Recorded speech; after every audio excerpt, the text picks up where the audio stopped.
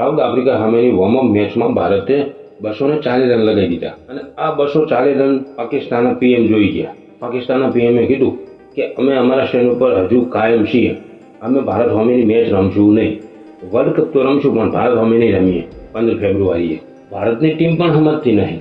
જે હાથમાં આવે એને 240, 260, 271 લગાવી જ દેશે અને પાકિસ્તાન વાળાના મનમાં ડર પેદા થઈ જાય છે કે આને જો હારા બોલરો સામે જો 270, 280 મારતા હોય તો આપણું શું થશે.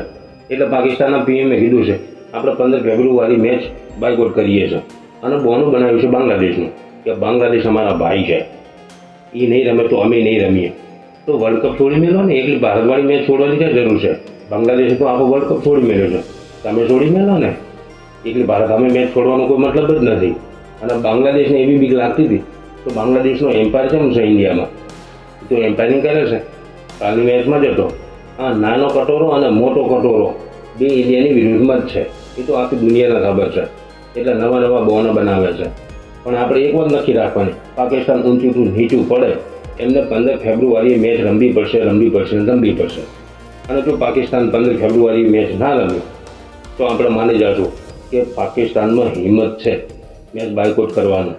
આ તો સારું છે કે જંગ બાયકોટ નથી થતી, કારણ કે પાકિસ્તાનવાળા જંગને બાયકોટ કરે છે કે અમે ભારત સંગાત જંગ નહીં લડીએ, કારણ કે પોકી કરવાના નથી તો બાયકોટ જ કરે ને. તો વાત કરીએ ભારત અને સાઉથ આફ્રિકા વચ્ચેની વોર્મઅપ મેચમાં. ઓપનિંગમાં સંજુની જગ્યાએ આજે ઈશાન કિશન આવ્યા હતા અભિષેક શર્માની સાથે. અભિષેક શર્મા એક સાઈડ ઊભો હતો અને ઈશાન કિશન એ રીતને બેટિંગ કરી રહ્યો હતો ને કે અભિષેક શર્મા જોતો જ રહ્યો. 20 દળોમાં 53 રન લગાવી દીધા ઈશાન કિશને અને નોકીને એક જ ઓવરમાં 29 રન માર્યા અને એમાં એક છક્કો તો માર્યો હતો ને સાહેબ, જોયા જોગો હતો. ઈશાન કિશને 53 રન માર્યા પછી એમને રિટાયર કરવામાં આવ્યા. પછી તિલક વર્માએ 45 રન લગાવી દીધા. અભિષેક શર્માને 24 રન પર પણ રિટાયર કરી દેવામાં આવ્યા.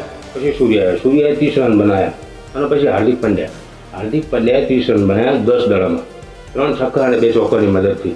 હાર્દિક પંડ્યાએ આગળ કરી દીધો છે કે હું બેઠો છું નીચેથી, ગમે એટલા રન હશે તો આપણે બેઠા છીએ. શિવમ દુબે છે, અક્ષર પટેલ છે. અક્ષર પટેલે પણ 35 રન બનાવ્યા તેવી દળામાં. હર્ષિત રાણાના ભાગે એક દડો આવ્યો, એમાં ઉપરથી નીકળી ગયો. વાઇડ મોગી પણ એમ્પાયરે આવ્યો નહીં. હર્ષિત રાણાએ છક્કો મારો જ ખરી.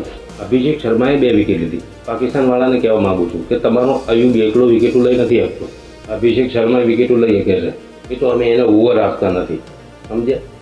તમને ખબર છે તમારો ઓપનર બેટ છે સાહેબ ચાલતો નથી એટલે તમે એને બોલિંગ કરાવો છો અને એના સિવાય બીજા પાકિસ્તાનમાં કોઈ સારો બોલર નથી. ભારતના તમામ ખેલાડીઓની મહેનતથી ભારતે 240 રન બોલ ઉપર લગાવી દીધા અને એના જવાબમાં સાઉથ આફ્રિકાએ 210 રન લગાવી દીધા બોલ પર.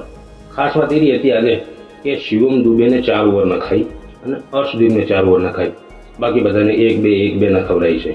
તો આપણે કોશિશ કરી છેલ્લી ઓવરમાં મેચ જીતાડવાની, પણ રન વધુ હતા, શું કરે તો એને છેલ્લી ઓવરમાં 3 કે 4 છક્કા મારી દીધા શિવમ દુબેની ઓવરમાં અને 210 રને જઈ અને ઊભા રહ્યા.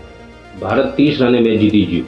કોઈ પણ રિટાયર્ડ ખેલાડીને પૂછો કે વર્લ્ડ કપમાં બેસ્ટ ટીમ કોણ છે તો બધાના મોઢે એક જ વાત આવે છે, ઇન્ડિયાને હરાવવું બહુ મુશ્કેલ છે. 2026ના વર્લ્ડ કપમાં કોઈ એવી ટીમ નથી કે ઇન્ડિયાની સામે ટક્કર લઈ શકે અને એ વાત સાચી જ છે. કોઈ ટીમની તાકાત નથી કે ભારત સામે ટક્કર લઈ શકે. મિત્રો તમારું કેવું શું થાય છે કોમેન્ટ કરી અને જણાવો અને મિત્રો થોડો સપોર્ટ કરતા રહો.